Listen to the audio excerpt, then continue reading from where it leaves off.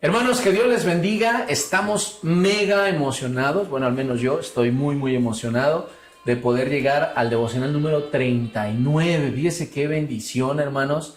De verdad ha sido tiempos de mucho trabajo, pero de mucha bendición, aprendizaje, crecimiento.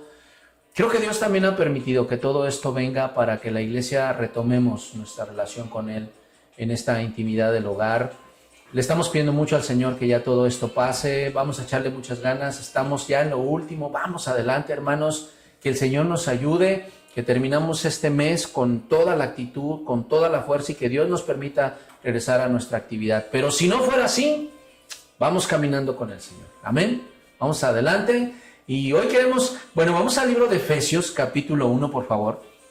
Mire, quiero aterrizar la obra completa de Dios en cuanto a la Trinidad. Y entonces empezar a hablar de la obra específica de nuestro Señor Jesucristo. Fíjese qué hermoso en Efesios capítulo 1.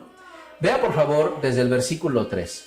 Y yo quiero que ustedes identifiquen, si tiene su Biblia, si quiere anotar en una parte del versículo donde habla del Padre, donde habla del Hijo y donde habla del Espíritu Santo, o si los quiere subrayar en su Biblia, pues es su Biblia, ¿ok? Entonces, mire lo que dice, versículo 3. Bendito sea el Dios y Padre de nuestro Señor Jesucristo, que nos bendijo con toda bendición espiritual en los lugares celestiales en Cristo. Fíjese qué hermoso. Dios y Padre, nuestro Señor Jesucristo, Él nos bendijo en todo lugar celestial. Según nos escogió en Él antes de la fundación del mundo, para que fuésemos santos y sin mancha delante de Él, en amor, habiéndonos predestinado para ser adoptados hijos suyos por medio de Jesucristo, según el puro afecto de su voluntad, para alabanza de la gloria de su gracia, con la cual nos hizo aceptos en el amado. Fíjese qué hermoso, como el Padre, el Hijo, el Padre, el Hijo, el Padre, el Hijo, ¿no? En ese amor, en esa gracia, actuando. Dice el 7, en quien tenemos redención por su sangre, del amado, de Cristo, el perdón de pecados, según las riquezas de su gracia. Acuérdese que todo es favor de Dios, todo es regalo de Dios, no lo merecemos, es amor de Dios. Que hizo sobreabundar para con nosotros en toda sabiduría e inteligencia, dándonos a conocer el misterio de su voluntad, según su beneplácito, en el cual había propuesto en sí mismo de reunir todas las cosas en Cristo en la dispensación del cumplimiento de los tiempos, así las que están en los cielos como las que están en la tierra. En Cristo se une todas las cosas. Él es el centro de la salvación, Él es el centro de la redención, Él es el centro del perdón, Él es la consumación del plan eterno de Dios en Jesús. Y mire lo que sigue diciendo el versículo 11. En Él asimismo tuvimos herencia, habiendo sido predestinados conforme al propósito del que hace todas las cosas según el designio de su voluntad, a fin de que seamos una vez más para alabanza de su gloria. Nosotros los que primeramente esperábamos en Cristo. En Él también vosotros, habiendo oído la palabra de verdad, el evangelio de vuestra salvación, y habiendo creído en Él, fuiste sellados con el Espíritu Santo de la promesa. ¿Se acuerda? Usted creyó, fue salvado, fue redimido, y el Espíritu Santo, sello, propiedad del Padre. Dice que es las arras de nuestra herencia hasta la redención de la posesión adquirida para alabanza de su gloria. El Espíritu Santo es el que nos va a ayudar hasta el día de la redención. ¿No le da gusto eso? Comprenda eso, el Padre, el Hijo y el Espíritu Santo haciendo su labor. Pero, ¿quién es el Hijo? ¿Quién es Jesús? Lo decíamos en otro devocional, el arrianismo ha querido quitarle divinidad al Señor Jesús. Se le ha querido ver, y durante mucho tiempo se le ha querido ver como un semidios, como un simple hombre, como una especie de caudillo, pero no Dios.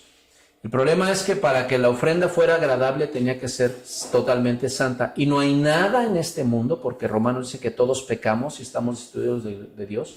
No hay nada creado en este mundo que pueda agradar a Dios o podía agradar a Dios completamente. ¿Quién tenía que ser? Nuestro Señor Jesucristo. Ofrenda perfecta y agradable.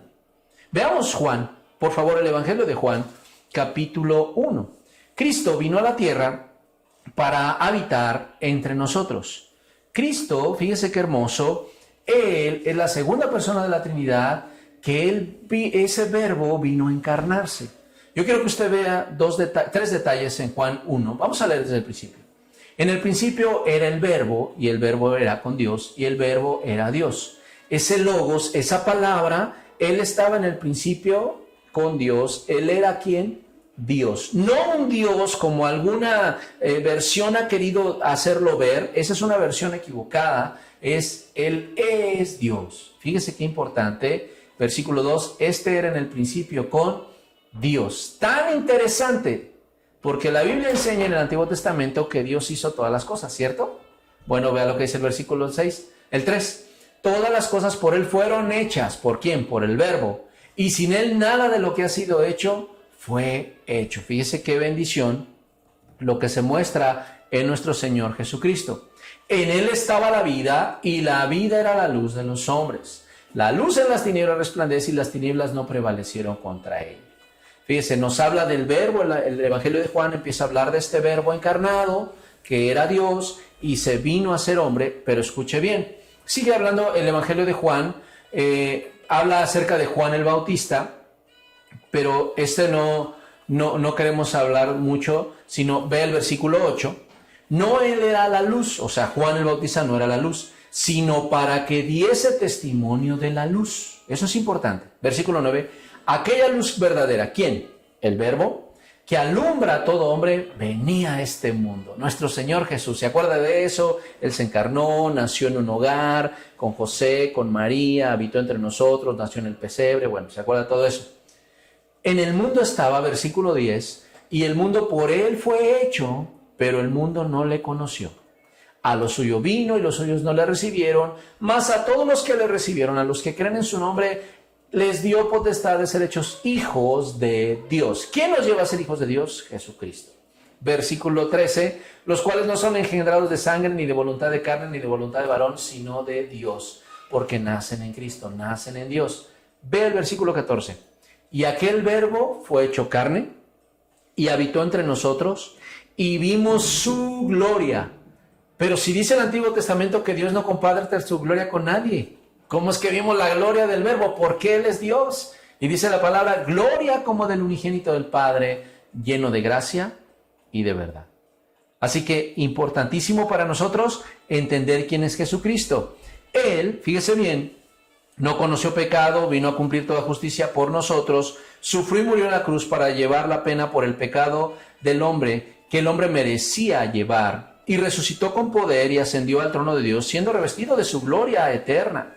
Él ha de venir a juzgar a los vivos y a los muertos. Acá, parte importante, iglesia, si ustedes van a 2 de Corintios capítulo 5, versículo 21, por favor. 2 de Corintios capítulo 5, versículo 21.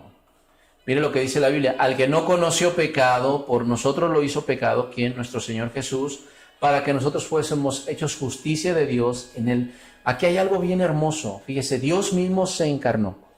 Murió por nosotros en la cruz, para que cuando nosotros venimos a Jesús, escúcheme bien, el Padre ya no ve en nosotros solamente nuestro pecado, sino ve la redención de Cristo sobre nosotros, que con su sangre nos ha salvado, nos ha limpiado y somos de Él. Ahora, Él no solamente quiere salvarnos en una eternidad futura, Él quiere darnos de sus bendiciones en este tiempo. Así que nosotros tenemos que caminar y crecer en Él. Por favor, vamos a ver Filipenses 2.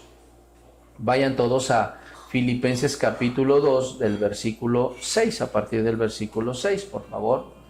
Dice la palabra de Dios en esta carta, el cual siendo en forma de Dios, ¿de quién estamos hablando? Si usted ve el versículo 5, haya pues en vosotros este sentir que hubo también en Cristo Jesús, el cual siendo en forma de Dios, no estimó ser igual a Dios como cosa que aferrarse. ¿Se da cuenta? Él es Dios. Y no tendría por qué haber en nuestro corazón un sentido diferente. Él es Dios. Y como es Dios, igual al Padre, pero que no es el Padre, deberíamos de amarlo con la misma certeza que al Padre y deberíamos de honrarlo con esa misma certeza. Porque además Jesucristo nos revela esa grandeza de Dios. Fíjese lo que dice, el cual siendo en forma de Dios, estoy en el versículo 6, no escatimó el ser igual a Dios como cosa que aferrarse, sino que se despojó a sí mismo tomando forma de siervo, hecho semejante a los hombres. Y estando en la condición del hombre, se humilló a sí mismo, haciéndose obediente hasta la cruz y muerte de cruz. Por lo cual Dios también le exaltó hasta lo sumo y le dio un nombre que es sobre todo nombre, para que en el nombre de Jesús se doble toda rodilla de los que están en los cielos, en la tierra y debajo de la tierra. Terminamos con esto. Éxodo dice que no te inclinarás a nada más, ni honrarás a nada más, porque Dios lo detesta. Delante de Jesús nos podemos inclinar, adorarle y bendecirle porque Él es Dios mismo. ¿No le da la gloria? Ejercicio para todos. Allí en su lugar nos postramos y glorificamos al Rey de los Reyes, a Jesucristo. ¿Lo hacemos? Que Dios les bendiga mucho, se les ama. Cuídense.